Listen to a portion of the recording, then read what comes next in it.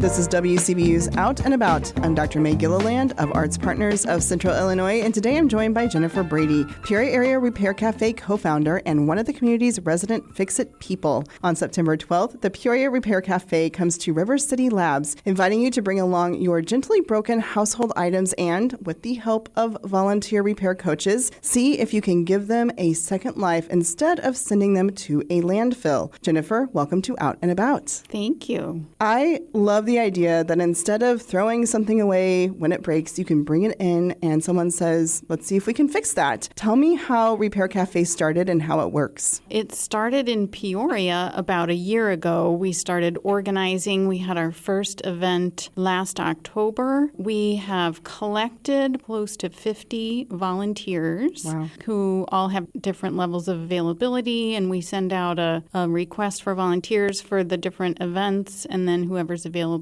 signs up. We've been picking like a 4-hour span of time that visitors can come. No appointment necessary, but we like people to let us know if they have something that might need a specialized part. And it is not just a drop it off. It's a let's diagnose this together. Let me show you how to take things apart, what's inside, and it's a skill sharing. What can people bring? Are there certain broken items that tend to be especially good candidates for a repair cafe? We have volunteers for sewing related, anything textile, clothing. We have volunteers to do small engine, lawnmower, chainsaw. We have somebody to do small appliance, so an appliance you can carry. But the candidate is just basically anything that you think could still be fixed, and then our volunteers will be able to look at it and see how extensive that might be or if it's possible. So aside from this, I would say creative approach to fixing things and learning, there is an environmental benefit to it as well. What have you learned about the impact of repairing and reusing things, and what have you seen other people learn? Well, that's a really interesting question. I've learned that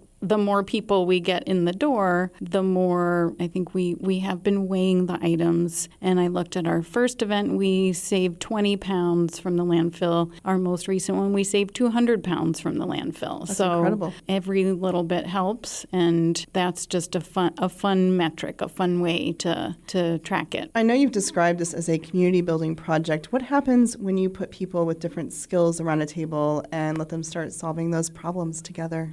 Well, one thing I've really found, and I have to say that the volunteer base we've started pulling together, none of us know each other. None of us have been acquainted with each other outside of this repair cafe, but in some ways, I feel like we know each other because we have the same outlook on that we think this is fun. We think it's fun to fix things.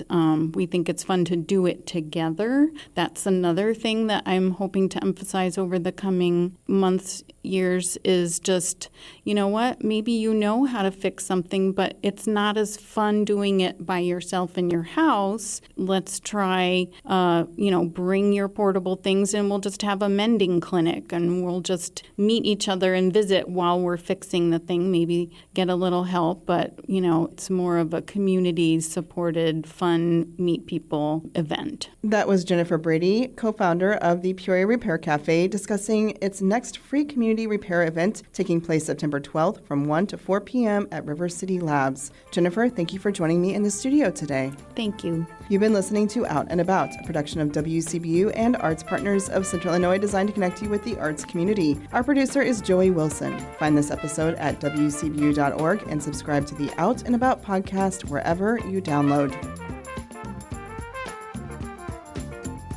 Support for arts and culture coverage on WCBU comes from PNC Financial Services. PNC is committed to supporting local art and culture events in the communities they serve.